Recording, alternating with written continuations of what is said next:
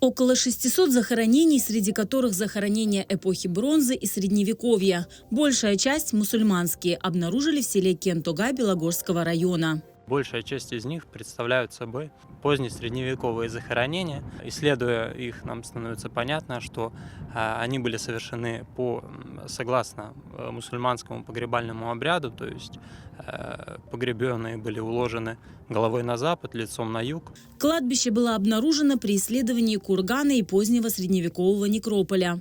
Это 15-18 века. Инвентаря практически нету. В некоторых случаях очень редко встречаются кольца и серьги. Видимо, забывали снимать. Ну и в двух случаях у нас встречалась монета. Одна монета середины 16 века. Башташ, то есть надмогильных плит, на могильнике не обнаружено. Да, в некоторых случаях у нас фиксируется каменная наброска над могилами. А в некоторых случаях также у нас вот есть следы дерева, то есть были какие-то гробовины. Несмотря на то, что на этом могильнике, на этом некрополе все как бы погребения, они однообразные, у нас встречаются некоторые отхождения от мусульманского погребального обряда.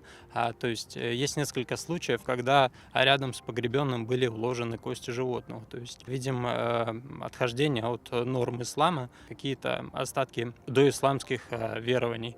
По данным антропологов, средний возраст погребенных на этом кладбище около 40 лет. Очень была высокая смертность от туберкулеза. То есть местное население, видимо, страдало этой болезнью очень сильно. Что характерно для этого времени, очень высокая детская смертность. Это вполне как бы для тех времен нормальная вещь. Да?